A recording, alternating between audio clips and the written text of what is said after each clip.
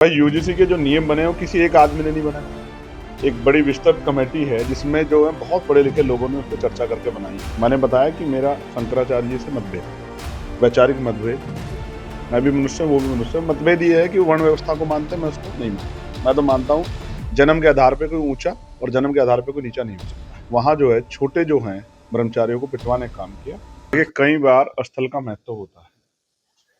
18 मार्च 1956 को जब बाबा साहब अम्बेडकर आए थे दूसरी बार, पहले वो 46 में आए, फिर 56 में आए, तो वो पीड़ा लेके आए थे आगरा में। उनके मन में कुछ सपने थे इस हकवंचित समाज को मुख्य धारा में लाने के, और समाज से भी अपील थी उनकी। उन्होंने कर्मचारियों से अपील की कि भाई सिर्फ क्लर्क मत बने रहो, अपनी सामाजिक जिम्मेदारी को भी निभाओ। उन्होंने नौजवानों से भी अपील की कि भाई कोई तो नौजवान खड़ा होकर आगे आओ, आके अपनी जिम्मेदारी निभाओ। मैं कब तक जो है, मैं मेरे कंधों पे इतनी जिम्मेदारी है कि सारे टेंट को मैं अकेला संभाल रहा हूँ तंबू बंबू बन के, तो आप लोग कोई आके जिम्मेदारी उठाओ जिससे मैं चैन से मर सकूं। तो बाबा साहब की पीड़ाएं थी, तो वो एक हमारे लिए शक्ति का स्थल है।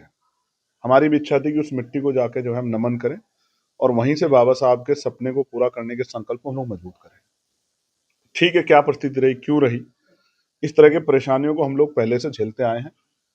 तो वो स्थल बदल सकते हैं, लेकिन लोगों के दिलों में जो जगह हम लोगों ने बनाई है, भीम आर्मी आजाद समाज पार्टी कार्यकर्ताओं ने, मेरे जैसे छोटे से कार्यकर्ता ने, हमारे बड़े कार्यकर्ताओं नेताओं ने जो जगह हम लोगों ने बनाई, उसको नहीं कोई हमसे छीन सकता। तो फिर लोगों ने यहाँ भी 2 दिन बाद ही जिस तरह का जन सैलाब यहाँ आया है, उसने ये बता दिया कि अब वो अपनी लड़ाई को लड़ना सीख गए और वो आजाद समाज पार्टी को ताकत देना चाहते हैं। यूजीसी के नए नियमों का विरोध हो रहा है, क्या कहना चाहिए? देखिए, गलत है। पहली बात तो बहुत सारे ऐसे लोग विरोध कर रहे हैं जिन्होंने पढ़े नहीं। भाई यूजीसी के जो नियम बने हैं वो किसी एक आदमी ने नहीं बनाए। एक बड़ी विस्तृत कमेटी है जिसमें जो है बहुत पढ़े लिखे लोगों ने उस पर चर्चा करके बनाई है।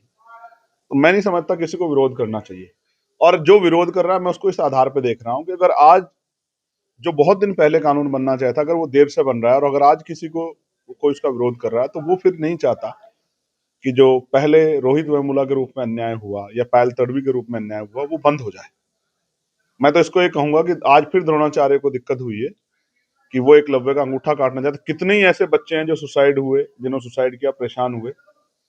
जो इस तरह का अपराध करेगा उसी पे तो कार्रवाई होगी, अन्य किस पे कार्रवाई कैसे हो जाएगी। मन से आपने प्रयागराज का मुद्दा उठाया, शंकराचार्य के अपमान का भी मुद्दा आपने उठाया, इस पे क्या कहना है? देखो, मैं स्पष्ट करना चाहता हूं, मैं संविधानवादी व्यक्ति, मेरा बहुत लोगों से वैचारिक विरोध हो सकता है, मतभेद हो सकता है, लेकिन अगर किसी के साथ अन्याय हो तो अन्याय पे मेरा, हमारी पार्टी का स्पष्ट फॉर्मूला है कि हम अन्याय के विरोध में खड़े। जो वहां हुआ वो अच्छा नहीं था। मैंने बताया कि मेरा शंकराचार्य जी से मतभेद, वैचारिक मतभेद, मैं भी मनुष्य हूं, वो भी मनुष्य। मतभेद ये है कि वर्ण व्यवस्था को मानते हैं, मैं उसको नहीं मानता। मैं तो मानता हूं जन्म के आधार पर कोई ऊंचा और जन्म के आधार पर कोई नीचा नहीं हो सकता है। वो मनुस्मृति को मानते हैं, मेरी असहमति है। मैं संविधान को मानता हूँ, ठीक है, आर्टिकल 25-26 ने उनको आजादी है तो हमें भी आजादी है। लेकिन जिस तरह से चोटी पकड़ पकड़ के सरकार ने वहां जो है छोटे जो हैं ब्रह्मचारियों को पिटवाने का काम किया, तो वो अच्छा नहीं लगा देखने में।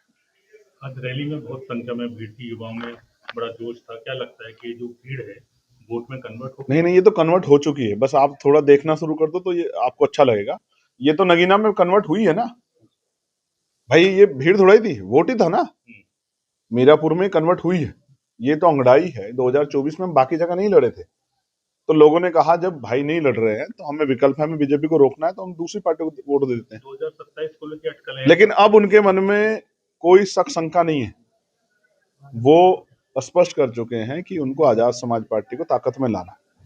2027 में अटकलें हैं समाजवादी पार्टी से, हो सकता है गठबंधन करेगा। अटकलें नहीं, मैं आपको स्पष्ट रूप से बताता हूँ कि अति पिछड़ा जो समाज है, हम उसको अलग से 15% रिजर्वेशन देंगे, 27% के अतिरिक्त विषय विचार निजी क्षेत्रों में आरक्षण लागू कराएंगे, promotion reservation SC ST OBC को लागू कराएंगे, अच्छी शिक्षा व्यवस्था लागू करेंगे जिसमें गरीब भी अच्छी पढ़ाई अपने बच्चों को करा सके, अच्छी चिकित्सा पॉलिसी लेके आएंगे, कानून व्यवस्था अच्छी करेंगे, महंगाई को कमजोर करने का काम करेंगे, लोगों को, व्यापारियों को, जिस तरह डंडा चल रहा है, जिस तरह व्यापारियों पे जुल्म हो रहा है, यहाँ जूते का व्यापार बड़ा मजबूत है, अलीगढ़ में तालों का जो है बड़ा काम है, फिरोजाबाद में कांच का है। जिस तरह अधिकारियों का डंडा चल रहा है, मैंने बहुत लोगों से सुना कि रिक्शा जब लेके जाते हैं तो वो आके जीएसटी के छापे के नाम 50-50 हजार रुपए की रिश्वत लेते हैं। कुछ अधिकारी जो हैं वो सारे अधिकारियों पे सवाल खड़ा कर रहे हैं। तो ये सब हमारे सामने है किस तरह सरकार न्यायपालिका पे दबाव बनाने का काम कर रही है। जो संभल में हुआ 3-4 महीने पहले वो वहां आए थे, कोई ट्रांसफर ड्यू नहीं था, कोई प्रमोशन नहीं हुआ, जिस तरह से उनका जो है, और फिर बाद में जनमानस के भावनाओं के दबाव में उनका भी जो जिनको बनाया गया सीएम उनका भी ट्रांसफर हुआ, ये सब सबके सामने है।